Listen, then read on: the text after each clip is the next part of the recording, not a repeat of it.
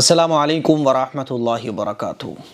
رمضان کا مہینہ چل رہا ہے اور آپ سبھی لوگ قرآن مجید کی خوب تلاوت کر رہے ہوں گے۔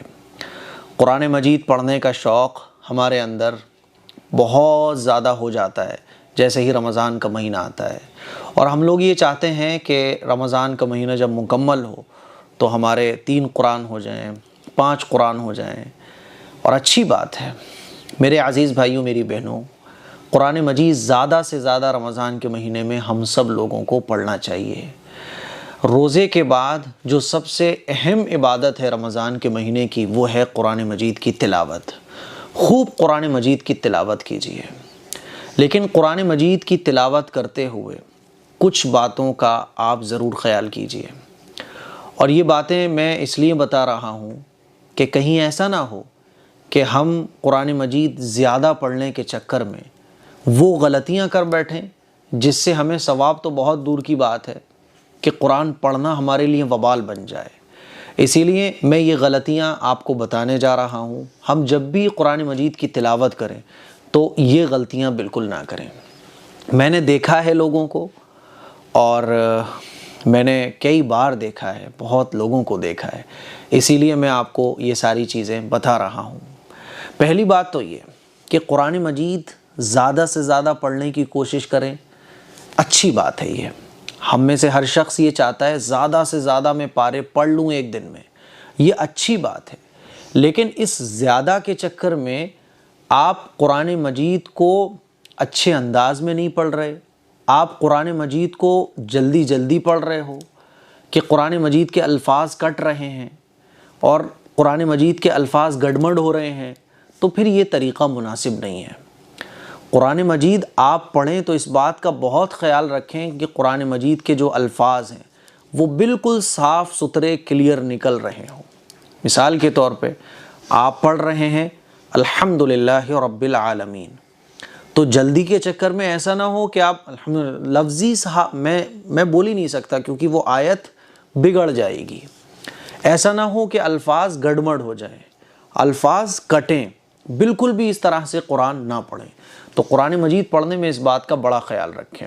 بعض لوگ جو ہے نا بڑے فخر سے بتاتے ہیں میں تو 10 منٹ میں پارہ پڑھ لیتا ہوں، میں تو 15 منٹ میں پارہ پڑھ لیتا ہوں، اور جلدی پڑھنے کے چکر میں گھر میں جو ہے نا وہ آپس میں بحث بھی چل رہی ہوتی ہے، میرے 3 پارے ہو گئے، میرے 5 پارے ہو گئے، اب جو پیچھے رہ جاتا ہے تو وہ جلدی کے چکر میں جو ہے نا یہ غلطیاں کر بیٹھتا ہے۔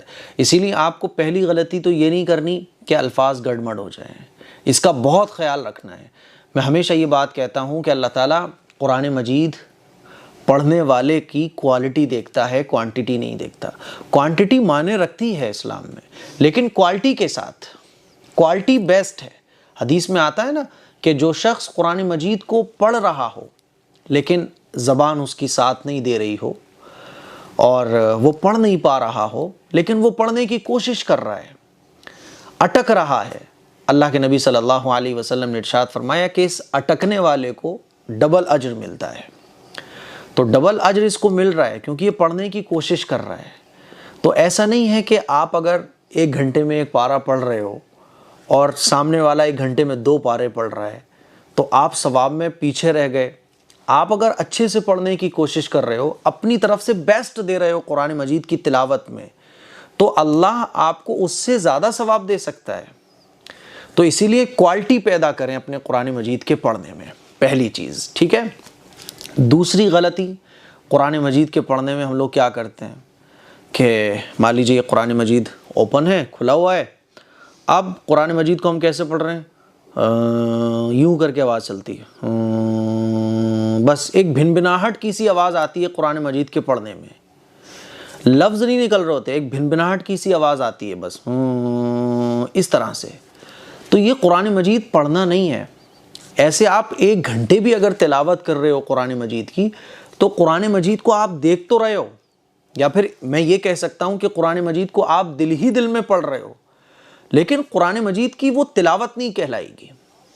اسی لیے آپ اگر قرآن مجید پڑھ رہے ہو، چاہے آہستہ پڑھو چاہے زور سے پڑھو، لفظوں کی ادائیگی آپ کی زبان سے ہونا چاہیے۔ مان لیجیے آپ پڑھ رہے ہیں الحمدللہ رب العالمین الرحمن الرحیم، تو لفظ آپ کی زبان سے نکل رہے ہوں، یہ جو بھن بھناٹ کی سی جو آواز ہے، یہ قرآن مجید پڑھنا نہیں کہلائے گا۔ بہت لوگوں کو میں نے دیکھا ہے بیٹھے ہوئے ہیں، صرف اسی طرح کی آواز نکلے گی، تو یہ غلطی آپ کو نہیں کرنی ہے۔